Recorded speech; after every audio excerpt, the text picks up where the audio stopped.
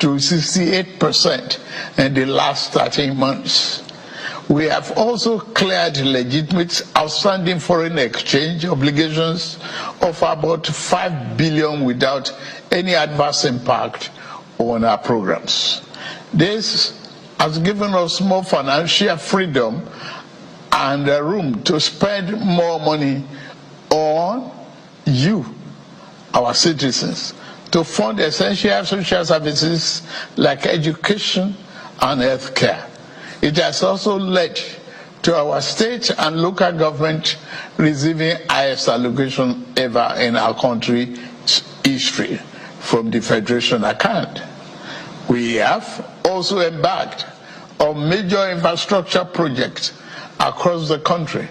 We are working to complete inherited projects critical to our economic prosperity, including roads, bridges, railways, power and oil and gas development. Notably, the Lagos-Calabar Coastal Highway and Sokoto-Badagry Highway projects will open up 16 connecting states, creating thousands of jobs and boosting economic output through trade, tourism, and cultural integration. Our once declining oil and gas industry is experiencing a resurgence on the back of the reforms I announced in May 2024 to address the gaps in the Petroleum Industry Act. Last month, we increased our oil production to 1.61 million barrels per day, and our gas assets are receiving the attention they deserve. Investors are coming back, and we have already seen 2 foreign direct investments signed over $500 million since then. Fellow Nigerians, we are a country blessed with both oil and gas resources, but we met a country that had been dependent solely on oil-based petrol, neglecting its gas resources to power the economy. We were also using our hard-earned foreign exchange to pay for and subsidize the use. To address this, we immediately launched our compressed natural gas initiative, CNG, to power our transportation economy and bring us down. This will save over 2 trillion naira a month being used to import PMS and AGO and free up our resources for more investment in healthcare and education. To this end, we'll be distributing 1 million kits of extremely low or no cost to commercial vehicles that transport people and goods and who currently consume 80% of imported PMS and AGO. We have started the distribution of conversion kits and setting up of conversion centers across the country in conjunction with the private sector. We believe that this CNG initiative will reduce transportation costs by approximately 60% and help to curb inflation. Our administration has shown its commitment to the youth by setting up the student loan scheme. To date, 45.6 billion has already been processed for payment to students and their respective institutions. I encourage more of our vibrant youth population to take advantage of this opportunity. We established the Consumer Credit Corporation with over 200 billion to help Nigeria to acquire essential products without the need for immediate cash payment, making life easier for millions of households. This will consequently reduce corruption and eliminate cash and opaque transactions. This week, I ordered the release of an additional 50 billion naira, each for NEL Fund, the student loan, and Credit Corporation for the proceeds of crime recovered by the EFCC. Additionally, we have secured $620 million under the Digital and Creative Enterprises, IDICE, a program to empower our young people, creating millions of IT and technical jobs that will make them globally competitive. This program, including the 3 million technical talent scheme, unfortunately, one of digital centers was vandalized during the protests in Kano. What a shame. In addition, we have introduced the Skill Up Artisans Program, SUPER, the Nigerian Youth Academy, NIA, and the National Youth Talent Export Program, NATEP. Also, more than 517 billion has been released to the 36 states to expand livelihood support to their citizens, while 600,000 nano businesses have benefited from our nano grants. An additional 400,000 more nano businesses are expected to benefit. Furthermore, 75,000 beneficiaries have processed to receive our 1 million micro and small business single-digit interest loans starting this month. We have also built 10 MSME hubs within the past year, created 240,000 jobs through them, and 5 more hubs are in progress, which will be ready by October this year. Payments of 1 billion each also have been made to large manufacturers under our single-digit loan to boost manufacturing output and stimulate growth.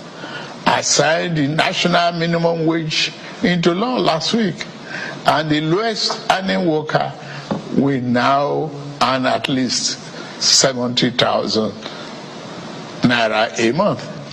6 months ago in Kasana, Abuja, I inaugurated the first phase of our ambitious housing initiative, the Renew Hope City and Estate. This project is the first of 6 we have planned across the nation's geopolitical zones. Each of these cities will include a minimum of 1,000 housing units, with Kasana itself set to deliver 3,212 units. In addition to this city project, we are also launching the Renew Hope Estate in every state, each comprising 500 housing units. Our goal is to complete a total of 100,000 housing units over the next 3 years. This initiative is not only about providing homes, but also about creating thousands of jobs across the nation, as well as stimulating economic growth. We are providing incentives to farmers to increase food production at affordable prices.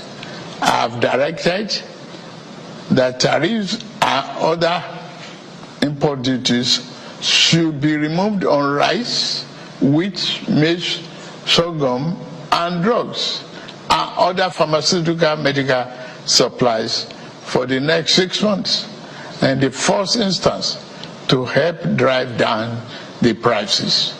I have been meeting with our governors and key ministers to accelerate food production. We've distributed fertilizers.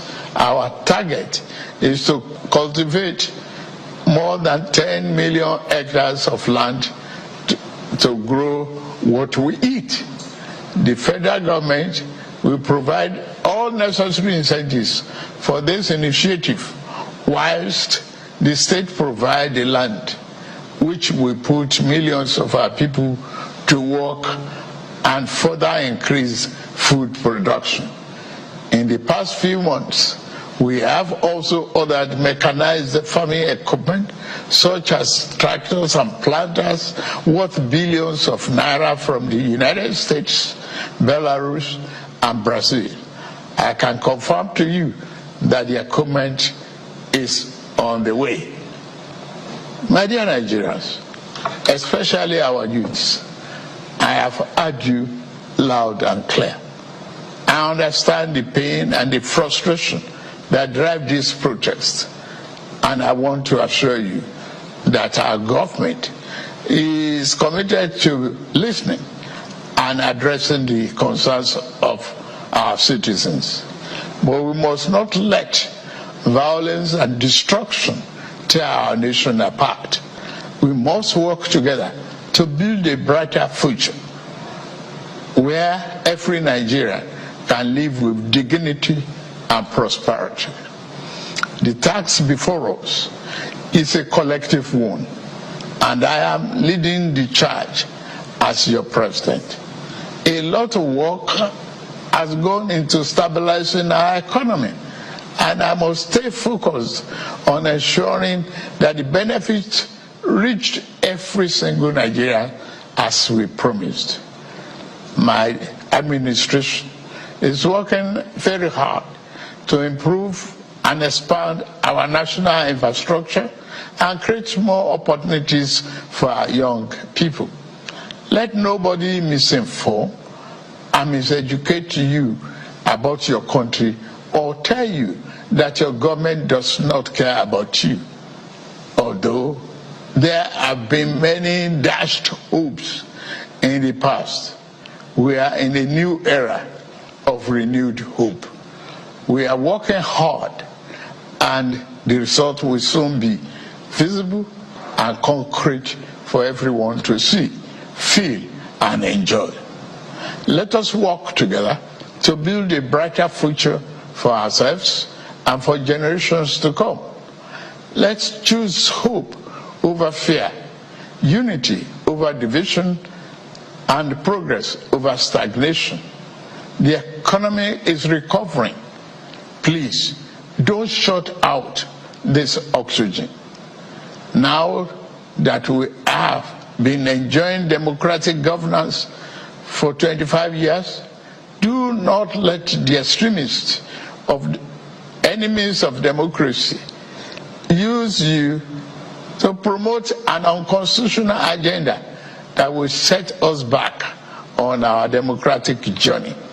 Forward ever, backward never. In conclusion, security operatives should continue to maintain peace, law, and order in our country, following the necessary Convention on Human Rights, to which Nigeria is a signatory. The safety and security of all Nigerians are paramount. Thank God and thank you for your attention, and may God continue to bless our great nation. Thank you very much.